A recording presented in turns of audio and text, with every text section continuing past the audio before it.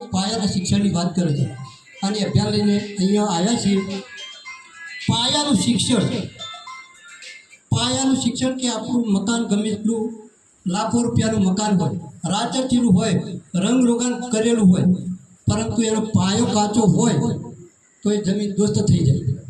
આજે આપણા બાળકો ભણે છે પણ જો 10મા ધોરણનું જેમ રસિકભાઈએ વાત કરીને એમ એમનો અભ્યાસ કાચો છે.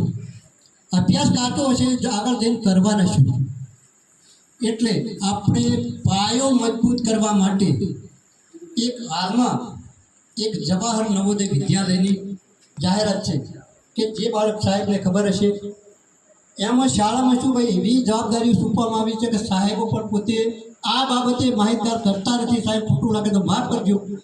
આ બાબતે બાળકોને કે વાલીઓને માહિતગાર કરતા નથી અને એ જવાબદારી કે ઝંઝટમાં પડતા નથી. આ જવાહર નવોદય વિદ્યાલય ધોરણ 5માં અભ્યાસ કરતું હોય બાળક આપી શકે. અને આ બાળક કયું બાળક આપી શકે એની થોડી માહિતી આપો કે ધોરણ 5માં સરકારી અથવા સરકાર માન્ય શાળામાં બાળક અભ્યાસ કરતો હોવો જોઈએ. ધોરણ 3 અને 4માં રિપીટ એટલે કે ફેલ થયેલો હોવો જોઈએ નહીં.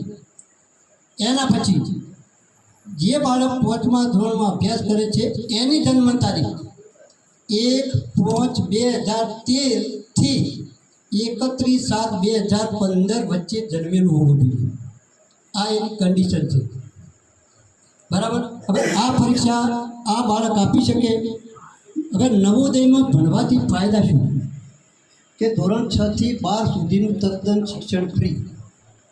ધોરણ 6 થી 12 સુધીનું તદ્દન શિક્ષણ ફ્રી અને એ શિક્ષણ પણ CBSE central board of secondary education આપણે પ્રાથમિક શાળા